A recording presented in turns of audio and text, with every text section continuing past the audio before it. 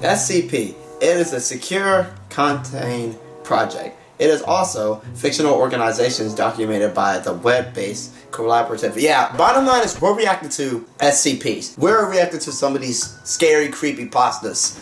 But that's the way I see it. And I actually found out that this one person called Dr. Bob made something that caught my attention. It was SCP-4, there's 3 6s, the Yule Man. But this is a SCP. I'm thinking it's like a creepypasta thing, but that's not what it stands for. However, it's a scary horror animation. And y'all know I like watching those, like llama arts. So, I'll link this in the description below, and we'll just dive into the action. So, without further ado, y'all, let's just get into it. A child is sleeping happily in their bed, dreaming of Christmas morning. What they don't hear as they sleep is the sound of SCP-4666 slipping into their room.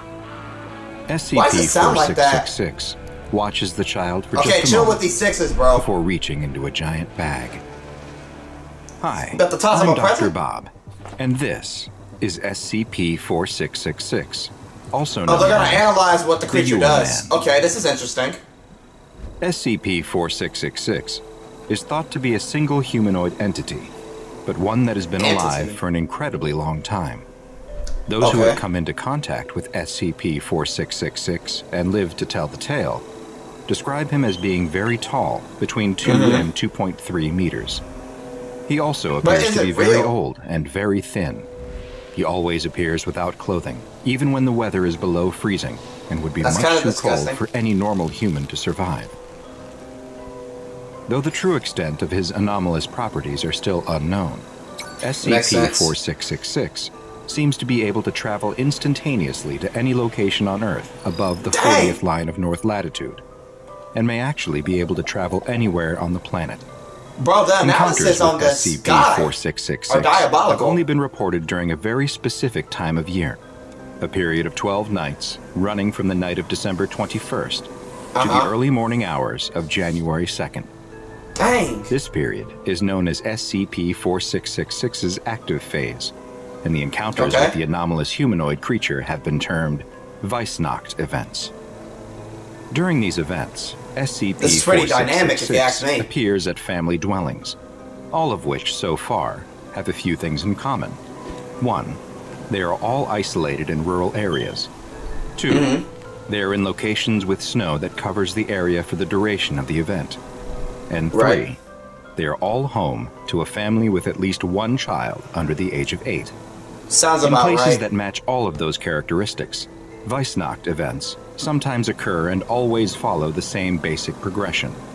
During the first 7 nights, the children will report seeing a strange figure within the vicinity of the home. The entity will seem to be watching the home from a distance, such as from across a field or from the edge of a nearby forest. Some children have even reported waking up at night to find SCP-4666 watching them sleep through a window. That's freaking creepy. On nights 8 through 11, other family members will report hearing the entity, such as footsteps on the roof or in the attic. A bad-smelling odor will also start to be noticed in the house, are you staking around but no source of the smell is ever found. Ew. These strange occurrences will often lead the family to think their house may be haunted, or that they're being terrorized by a madman. Finally, on the 12th night, one of 2 scenarios can occur. In the first, which happens roughly 15% of the time, families will often report that they heard footsteps during the night inside of their house. There is never any sign of forced entry like broken windows or doors. He plays it sneaky. The children will find crudely made toys at the foot of their beds. For the lucky ones, this is the end of the Weissnacht event for them. Dang! The roughly 85% who experience the other scenario are considerably less lucky. In the vast majority of cases, the 12th night is a horrible experience. Does he eat the kids? SCP-4666 still enters the home on the final night, but rather than leave presents for the children, it incapacitates the family and moves them all into a single room, where it proceeds to kill them one by one in view of the rest of the family. What? The exact method of killing varies from event to event, but there's almost always an element of torture that occurs before they are finally killed. And this torture may serve a ritualistic purpose. The entire family is killed Dang. except for one of the children, who is under the age of 8. This child is instead abducted and placed into a giant bag SCP-4666 carries with it. SCP-4666's existence was first noted in 1974 by the Foundation's then-new Anomalous Signature Recognition Program, which alerted the Foundation to several suspiciously similar home invasions and murders that occurred throughout the Northern Hemisphere on the night of January 1st. But is this thing Further real? research uncovered evidence for what was most likely other Weissnacht events every single year, dating back all the way to the late 18th century, with there being, on average, a little more than 3 events per year. And there's even been evidence of references to what may be SCP-4666, dating all the way back to the 1st and 2nd century AD. Identical fingerprints have been found at all of the houses which match the conditions for Weissnacht events, and have been matched to a recovered partial print from all the way back in 1873. These fingerprints have characteristics that don't match any known human fingerprints, and the human-like white hairs that have also been recovered do not appear to contain human DNA, or any DNA at all for that matter. In the rare Weissnacht events where SCP-4666 does not murder the family and gifts are left behind, the gifts are anything but normal. The gifts, known as SCP-4666-As, appear to be made from the bodies of children that SCP-4666 abducted from other homes. That's freaking insane! In 2018, at the home of a family in Alaska, a life-size doll made from the body of a female child was left behind. The heck? The doll was wearing a dirty dress made from sewn-together rags that was in some places sewn directly to the skin. Her mouth had been sewn shut and painted red with human blood. No! Another child's fingernails had been glued over her own, and 3 fingers were missing completely. The scalp had also been replaced with another child's scalp and hair like a crude wig. Man is insane! Worst of all, both eyes had been removed and replaced with 2 stones which were painted to look like eyes. But most frightening of all was that the child who had been turned into a doll was somehow still alive. Authorities took the girl to a hospital where she was able to give a brief interview. She's not gonna be alive that long. She explained that the man who abducted her had killed her parents before putting her into a giant bag where there were other children too. SCP-4666 took the children somewhere deep below the earth in a cave system full of ice and bones. There, they were forced to make crude toys until they couldn't go on any longer, at which point they became toys. The girl, now known to be Ekaterina Morozova, had been abducted 2 years previously in a known Weissnacht event. She survived for only 18 hours after being discovered. What were they eating? An autopsy revealed many terrible injuries, and the cause of death was found to be from severe, sustained malnourishment. SCP-4666 has been classified as Keter and is currently not contained. The Foundation monitors web traffic and law enforcement channels for any evidence of SCP-4666 activity, and especially any potential Weissnacht events, such as cases of stalking reported during the 12-night active phase, or other strange phenomena at houses with young children.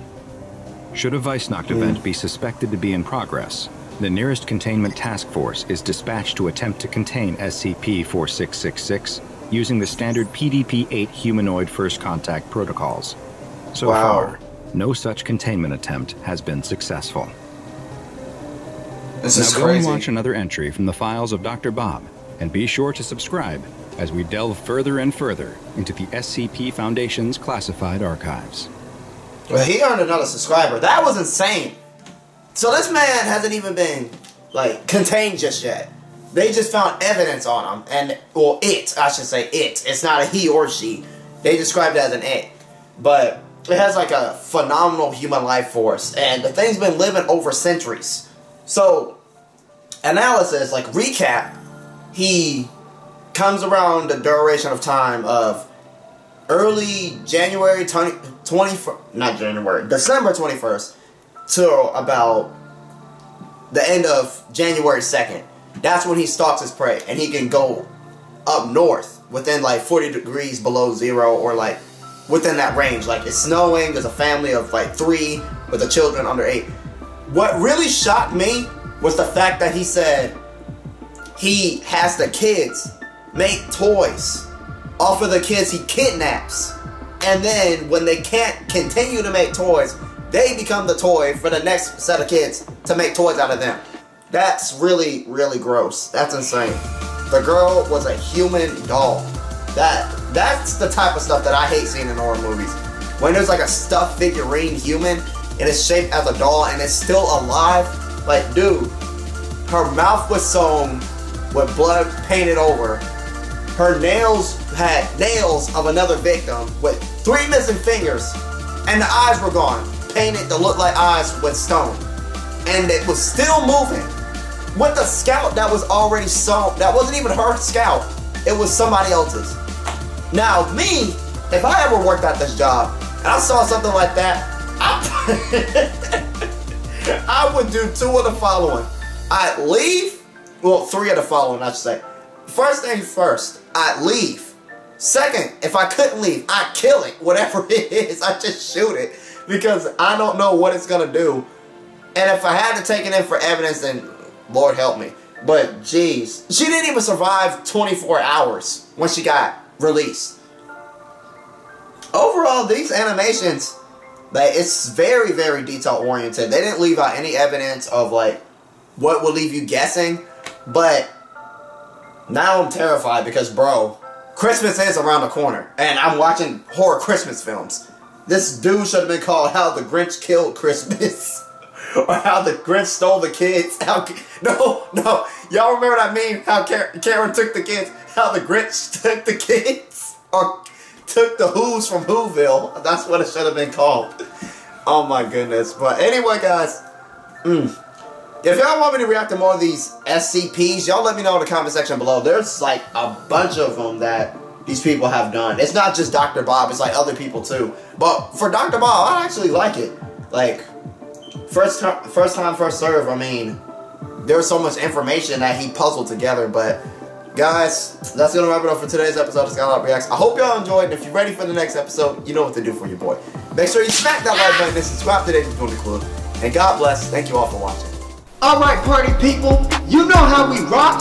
Get out there on the dance floor and show Skylark what you got.